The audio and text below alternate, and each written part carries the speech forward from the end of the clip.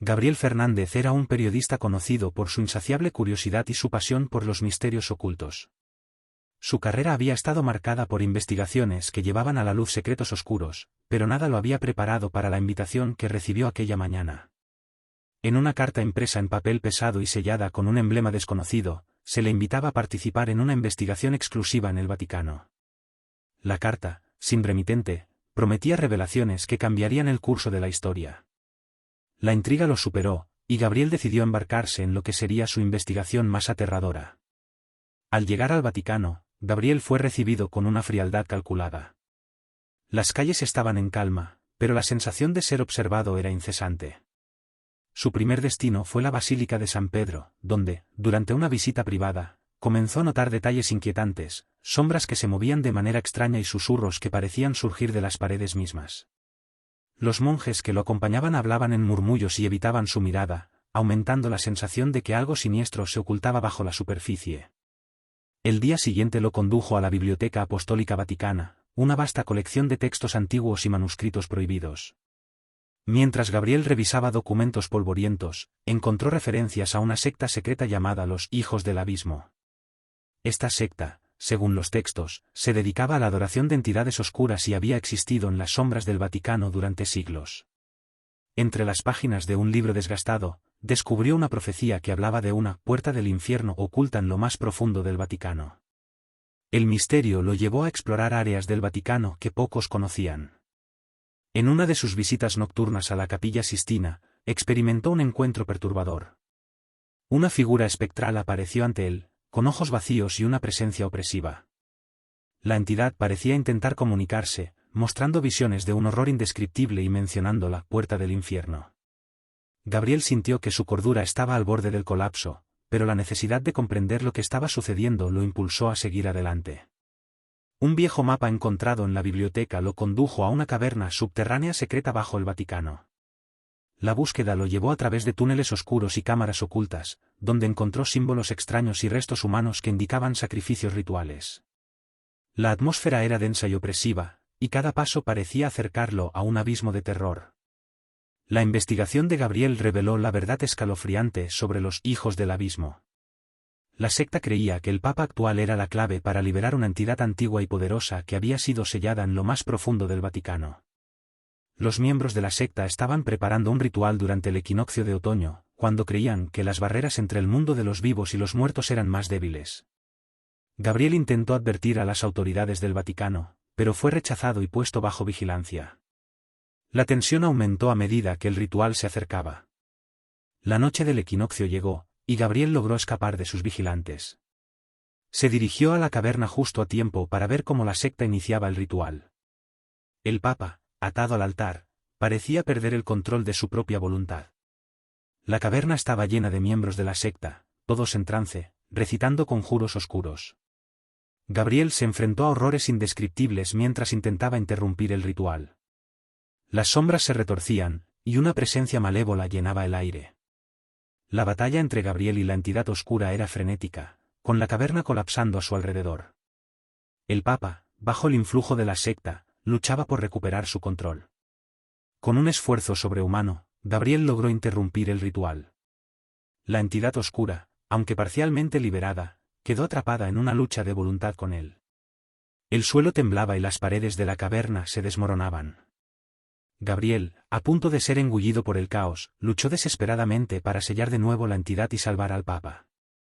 Finalmente, la caverna se derrumbó y Gabriel emergió, exhausto pero victorioso. El Vaticano quedó en ruinas, y el Papa, aunque traumatizado, estaba a salvo. Gabriel regresó a casa, pero las experiencias en el Vaticano lo habían cambiado para siempre. El silencio de San Pedro, la presencia opresiva y el terror indescriptible, ahora resonaban en sus pesadillas. Sabía que algunos secretos estaban mejor guardados en la oscuridad, y el terror del Vaticano nunca dejaría de perseguirlo.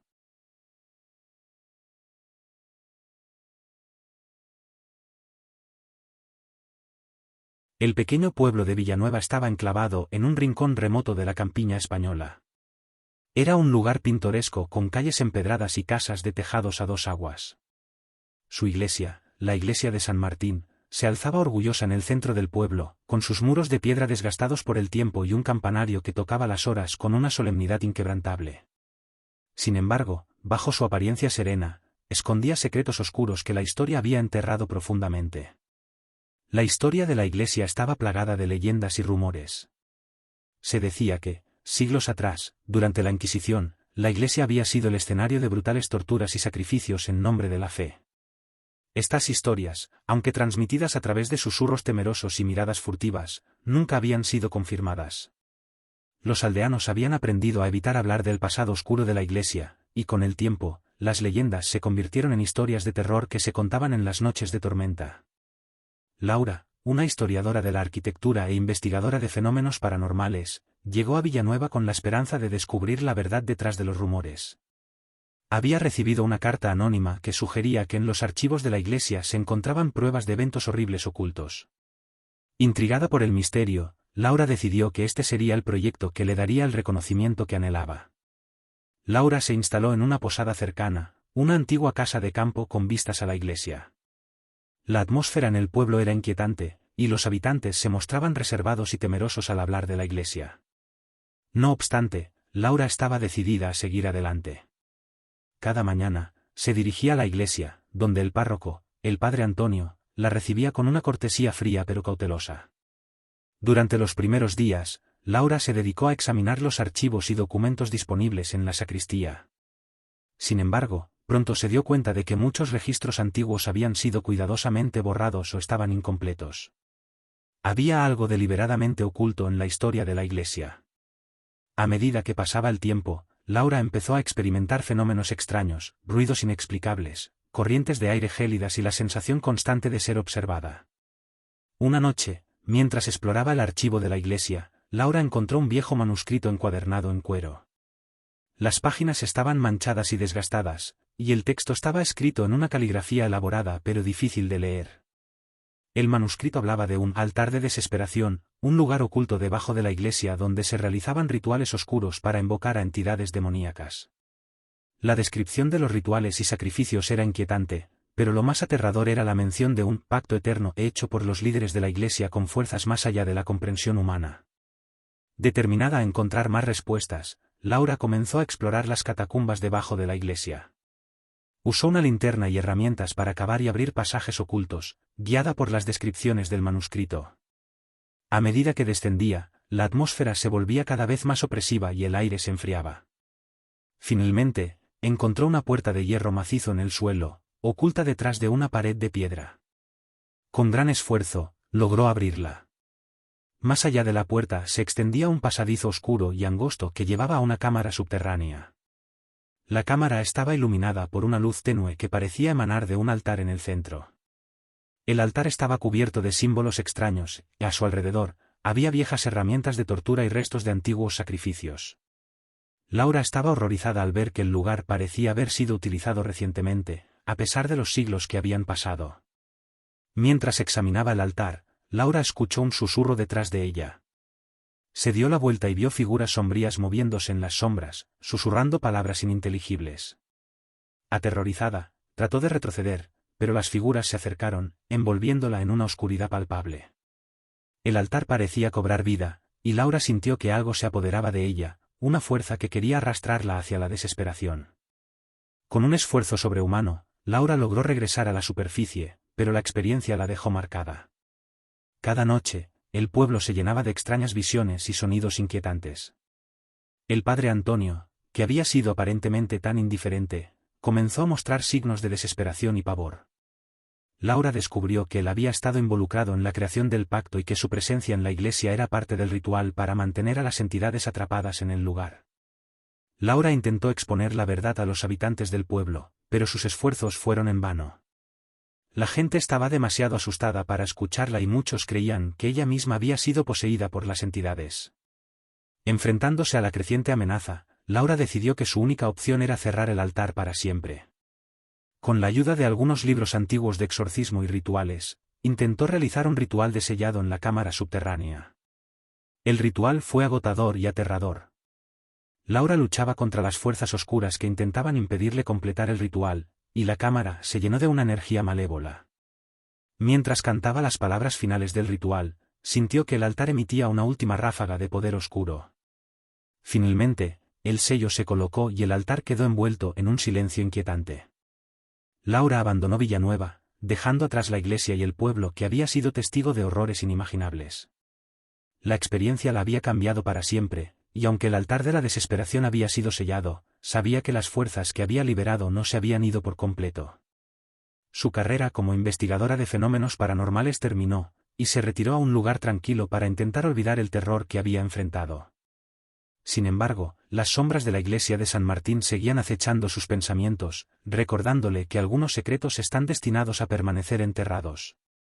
La iglesia de San Martín permaneció en pie, pero su reputación nunca se recuperó. Los aldeanos, cada vez más temerosos, evitaron el lugar, y el antiguo edificio se convirtió en un símbolo de los horrores que yacen bajo la superficie de lo aparentemente sagrado.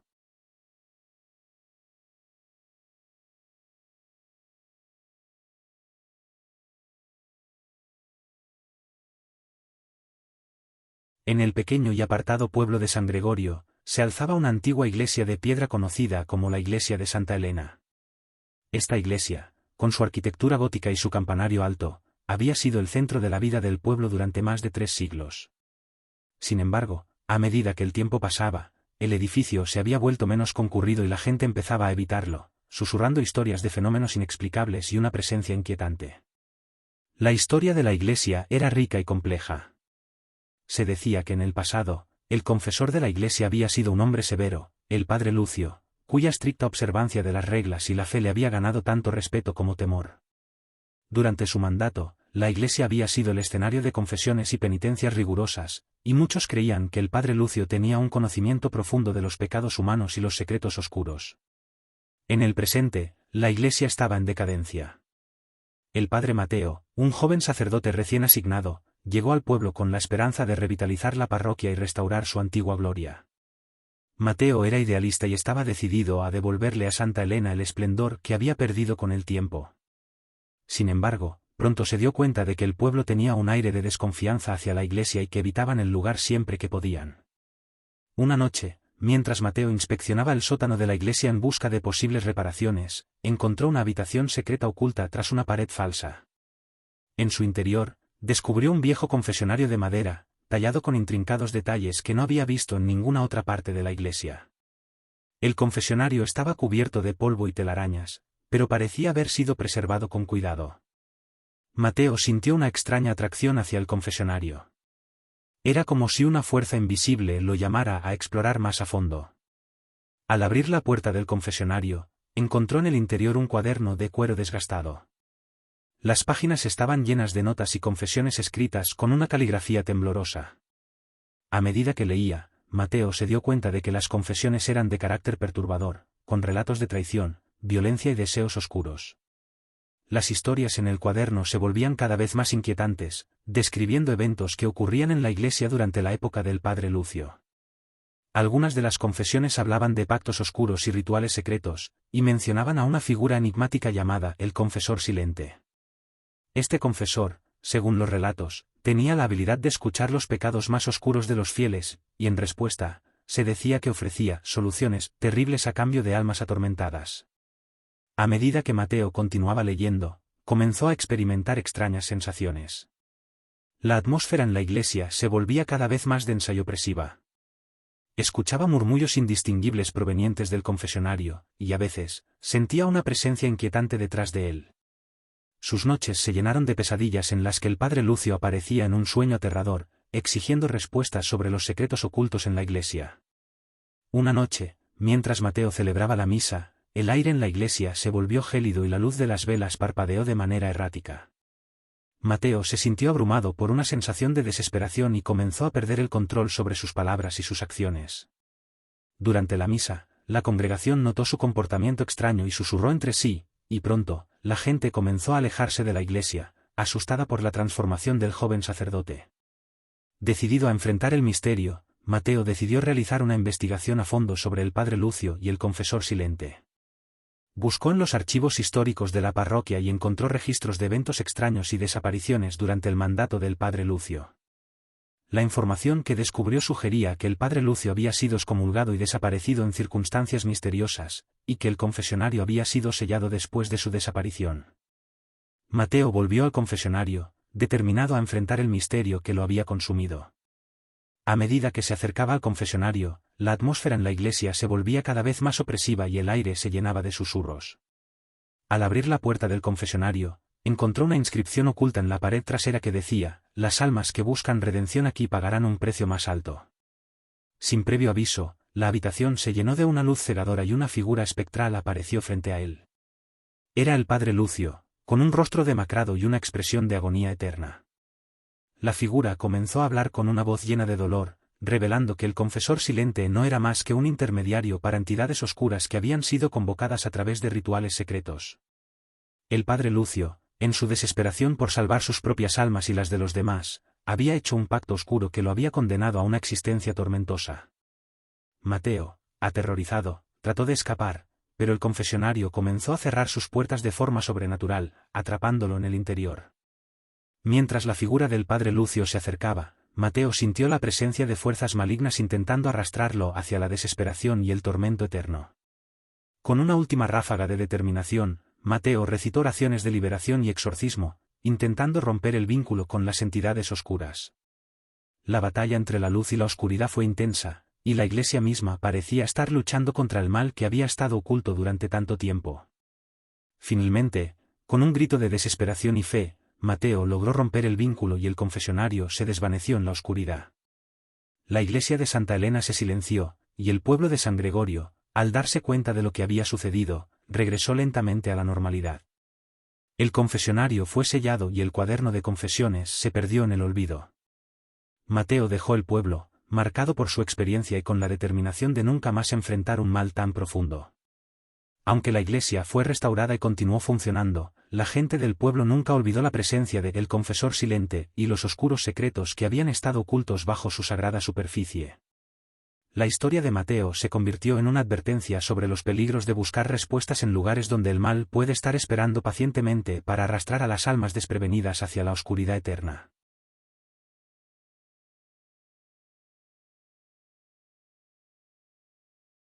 En el pequeño y aislado pueblo de San Juan del Valle, la antigua iglesia de San Francisco se erguía como un monumento a un pasado olvidado.